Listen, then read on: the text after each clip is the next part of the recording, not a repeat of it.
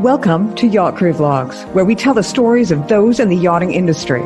A behind-the-scenes look that discovers the individuals in the industry, their history, their passions, and what inspires them to do what they do. Hi, everyone, and welcome to another edition of Yacht Crew Vlogs right here on Yachting International Radio. My name is Ria. I am your host, and I'm very pleased to welcome my next guest. He is Philipp Wieser. He is the Head of Aviation over at Ocean Independence. How are you, Philipp? Thank you very much. I'm very good, very excited. Thank you for the invite, and ready to tell you anything what you want to know. Well, I'm excited too. Aviation and yachting, they go hand in hand. There is no question. But before we get to that, let me ask you a little bit about you. You are Austrian by birth. You had a passion for flying from a very young age. You have gotten your American pilot's license, certify yourself for Europe as well. You've had quite an illustrious career. Give us your story. My father, he is in aviation. He became an air traffic controller in Austria. Our apartment for my dad to go to work was literally 100 meters close to Innsbruck Airport. So we were from young age, we were watching airplanes flying into the airport, literally 100 meters far. My dad took me from a very young age to the control tower, go visit aircraft. And at the time, security in general at an airport, even at an international airport, was quite different than we know it as of today. I was so excited. I was so impressed by these huge machines that, there was this incident once. We were playing soccer in the garden, and I was like, oh my God, there's this huge aircraft flying. I need to check that out. And I was literally getting through the fence, running to the tarmac just to watch. My parents, neighbors, they were like, "Where's Philipp? We are playing soccer. Where is he?" I mean, and my dad immediately got a call. "Hey, you got to come. You got to pick up your son." That was the beginning, and from there on, it was just a natural process. Aviation was something that was for me so much. Exciting. I always wanted to go into this world. After high school, after college, the decision was quite clear. I finished school, and immediately after graduating, I took a plane, went to Florida, and started with my pilot license. At the time, very interesting for European people because Florida, sunshine state, always good weather. And at the beginning, you need to collect hours in order to be fast with your licenses, and much cheaper, to be honest.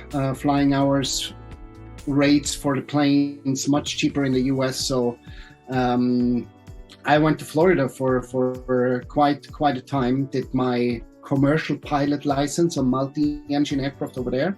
And then came back home. And as you mentioned, had to transfer.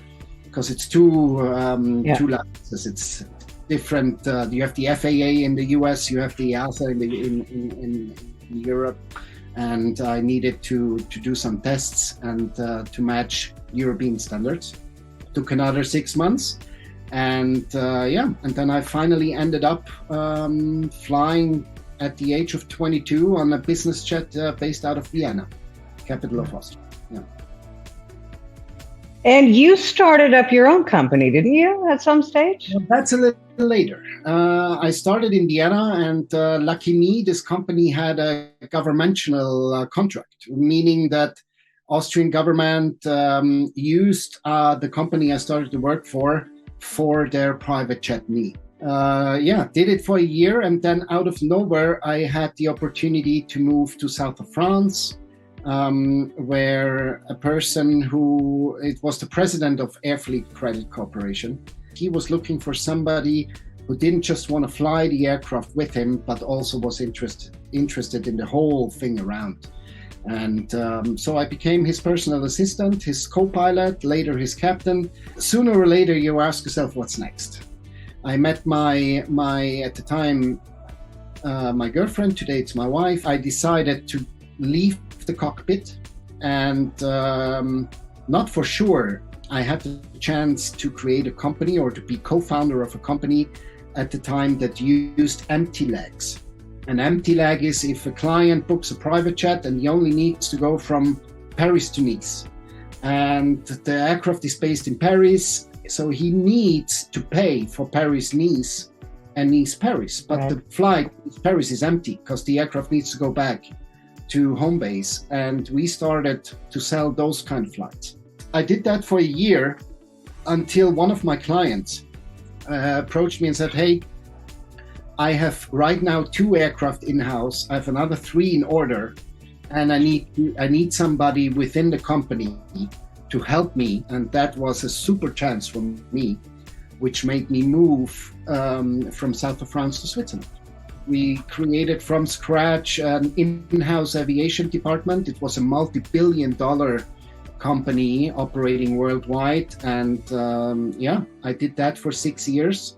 Yeah, I did some ventures on my own, but literally, I'm more like a company person. I like to run my own stuff, but I love to interfere with people. I love to discuss. I love to go to an office, see my colleagues, have a coffee break and discuss into detail. Hey, what about your yacht charter there? Hey, what about your cancellation there? And they ask me all this question about aviation. And this is where at the end all comes together at Ocean Independence today, honestly. Throughout the pandemic, when it first hit and everything got shut down, there was fear. But then something odd happened. All of a sudden, it was not just boating, it was yachts, and then it was super yachts as well, and things just started to kick off. Nobody really talked about the aviation industry. But in all honesty, if the planes aren't flying and you're buying a super yacht, that's a plane. That's a private jet. Was there an increase in sales and purchases of private jets at that time? An unbelievable increase. Nobody expected that. I remember I was at an aviation show in Switzerland a week before Swiss and Europe basically locked down. What happened is, from my point of view here in Europe, the first 3-4 months after lockdown, huge panic. What's happening? Everybody locked down. For all these huge corporations who are able to buy or purchase or use a private jet, it was a stop. It was an immediate stop. But then, slowly but surely, people got used to COVID. People understood vaccination is coming, and borders reopened, and people were allowed to travel. And now, I can tell you, somebody who has money then understood, well, I still have my second residence in south of France. I still have my holiday home in Florida, which for all over the years, I bring my family together to meet for this occasion, for that occasion. We make them coming, fly on private. And this is where private aviation, after 3-4 months down the pandemic, took off. The number of aircraft available on the market was so low that literally as a transaction specialist, you were not able to propose anything to your client because there was nothing out there. There were only all the good aircraft, all the well-maintained aircraft, pre-owned aircraft were gone. The manufacturers, you want to buy a plane? Yeah, you're going to wait for 2 years, 2.5 years, we need to build it. When you take a look at the aviation industry or the commercial aviation industry right now, it is in chaos. Do you think that you're still going to see at least, a stable sale of private jets, maybe even another increase? Absolutely. We reached new levels in regards of private aviation. We have so many new first-time buyers, first-time private jet flyers because of this chaos, what happened in the airline business. So for us in private aviation, yes, it is. We, as I said before, we passed the peak, but the high still remains. The demand still remains. Let me ask you about the elephant in the room. It has been hitting headline news around the world. Celebrities and very wealthy people have been getting quite a rough time of it as a result. Sustainability. Address that. I'm an aviator. I'm a pilot. I am in this business literally since birth, and the progress, what technology allows us to do, And all the smart brains out there, especially in aviation, I can assure you the problem is everybody's aware of that. Do we need to make a big deal out of it? Yes, we do. We need to discuss it. We need to bring it on the table. That's all good. But I can assure you the aviation business is working on it. There is sustainable fuel now. There is companies putting billions of dollars into programs to make exactly this problem less of a problem and less of an awareness, and do something. Everybody is aware. We get aware of this. Everybody needs to do an effort. I was born and raised in northern British Columbia, Canada. I have been on many a seaplane, many a helicopter, many a small prop plane, because that's how you travel to a lot of the areas that are inaccessible within that type of environment. Now, in yachting, we see a really large push towards people that want to go where no man has gone before. Right. You also have to deal in that end of things as well. No, absolutely. Absolutely. Especially here, that's a perfect example. Yeah, we have this fancy aircraft, but we have also aircraft that literally can fly you into, let's call it a mountain-rich terrain. Yeah. Yeah. Where a large private jet cannot come in, or where you need a seaplane. So yeah, we go into all those details. Funny you mention it. My father is specialized in designing procedures for mountain-rich terrain airports. Meaning, if everything goes well, you always have a procedure. Meaning, you approach the area, you fly in, but imagine you have an engine failure. Imagine you have a problem. How do you get out of there? You can't land on a mountain, and you don't have a lot of fields around it. So we are very, very much specialized on this area as well. Switzerland has a manufacturer which is very popular. It's Pilatus. It's the Pilatus, the PC-12 and the PC-24. And those kind of aircraft, you even have a single engine. They are very, very much specialized in flying people with a fancy cabin, but with a very effective engine performance into those kind of areas. It's really important to have a local pilot. There are so many variables that go into that. And unless you have a local pilot, there's a lot of danger, even with a local pilot, to be honest. It is. And I'm telling you, at Ocean Independence, me from the aviation part of providing services, I rather don't provide a service on a special request if I don't know that the pilot is well trained, that the aircraft is well maintained. It's a perfect example. We had a request recently, it was like 3 weeks ago, and the client, he was an Ocean Independence yacht client, and he wanted to fly from A to B, and I found out he's talking not only to me, he's talking to different brokers. And I found him a solution which was a little bit more expensive, but I was happy with the offer I made. I knew I was more expensive. And he ended up not booking with us because he took the cheaper solution. And you know what? It doesn't bother me. If he decides at a level of service, at a level of cost, to prefer a service which I would even not offer. Yeah. I don't say numbers, but the difference is literally, it's peanuts. I'm not going to sign this charter contract because if something happens, I mean, it's not worth it. It's not often that something happens, but it can, and you don't want to be the person who sold an aircraft with a pilot who went into a mountain-rich terrain airport and just didn't know the area. Well, it's funny because I think people sort of imagine that if they're going to go private, that it's going to be all gloss and glamour. But some of the best pilots on the face of the planet are bush pilots. But there could never be a better pilot when it comes to mountain terrain. Absolutely. Absolutely. He knows his area. He most probably grew up in the area. He knows blindfolded every spot, every top, every height, every danger, every hazard. especially here in Europe, in Austria, we have this famous wind called Föhn. It's called the Föhn. It's a very strong wind that falls over the mountaintop into the valley. Literally, you can compare it almost to hurricanes in the US. It's really strong. It's 120 kilometers an hour strong.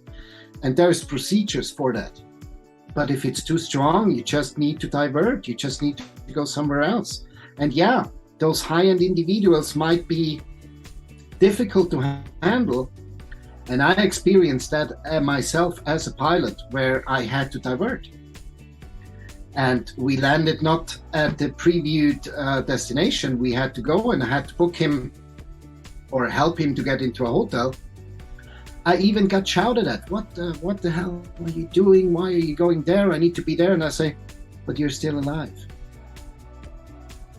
Yeah. Well, and another thing is too, the plane, it may look like it has been through hell and back, because it has been through hell and back. Yeah. But that pilot, that's his plane, and he knows every nut and bolt. He knows every nick, every scratch, and he will not take that plane out without knowing it is 100% safe. And so while you climb into that plane, looking around thinking, oh my goodness, you are in the best place you possibly could be. So I think sometimes people's expectations are not the type of expectations that they should have. Exactly.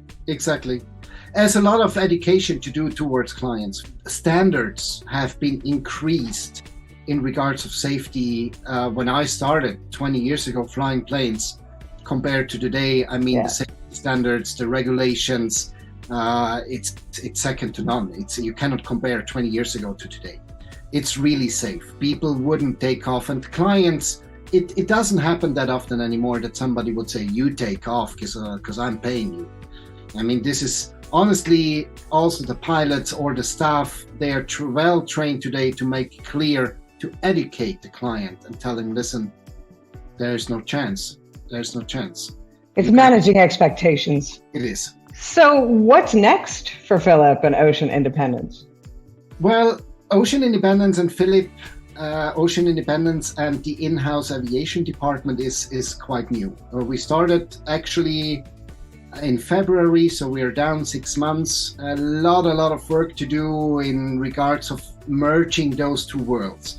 It seems logic that it has a lot of in common, but I can tell you over the past 6 months, I learned a million things that are still so different. And the client is basically the same. The service is different. The standards are different. The payments are different. Procedures are different.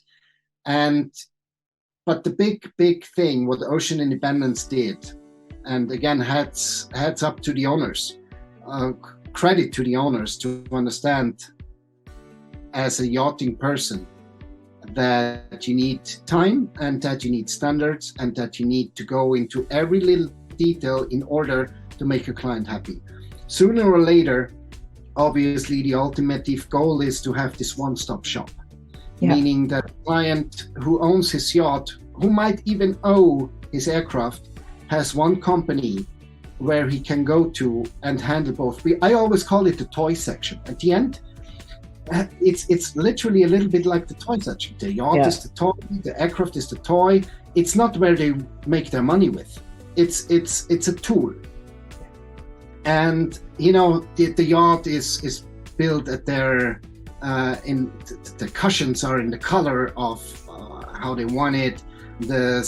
Everything is tailor-made. Everything is literally how they want it, and it's like a house. You build a house from scratch. You have the door open like you want. You have an elevator or not. You have a swimming pool or not. You have a jacuzzi, and it's the same with this. And at the end, if you need to deal, being a very successful, very busy person, every day you need to deal, I need to call my check broker to fly me from A to B. Now I need to call my yacht broker to book my yacht or to sell my product. And at the end, hey, one call, call us, we'll take care of you. We know your needs. We know you're special. We understand you're special, but trust us, we take care of you. And that's the ultimate goal, what we have. What we did, what's worth to mention very importantly, a couple of weeks ago, it was my strategy in order to provide to Ocean Independence yacht clients an ultimate service in aviation. What we did is we screened, and with my experience had a couple of conversations and meetings with different so-called operators. An operator is a company that holds the national certificate to legally transport a person from A to B. And it's an air operator certificate. And what we did is we signed an exclusive agreement cooperation with one of the largest AOC holders in Europe. It's a company out of Austria, Vienna. It's Afconjet. They have around 100 aircraft. I would say 60-70% of those aircraft are commercial, private jets. And what we do is now we push our services together, allows me to have a fleet immediately available wherever in the world with a trusted client. And then we come back to what we discussed before. I know how he trains his pilot. I know where they go. I know how the aircraft are maintained. And in a glimpse of a moment, I can provide second to none aircraft service to them, but still be the point of communication and fulfill this one-stop shop strategy. Call Philipp at Ocean Independence. He sits next to your yacht manager, and I'll have a chat for you available within a glimpse, provided with a trusted partner. And yeah, this is what will come into the news very soon. With Monaco Yacht Show is coming up. So there will be some news about that. It's all quite new. So you are actually the first one to hear about it from me. You couldn't have chosen a better place. I guess so. You're not supposed to say, I guess. You should say, of course. Yeah, of course. That's what I want to say. See, I'm going to edit the other stuff out. No. Perfect. Well, thank you so much for your time, Philipp. I really appreciate it. And it was a pleasure to get to know you. Same. Likewise. Honor, pleasure. Thank you.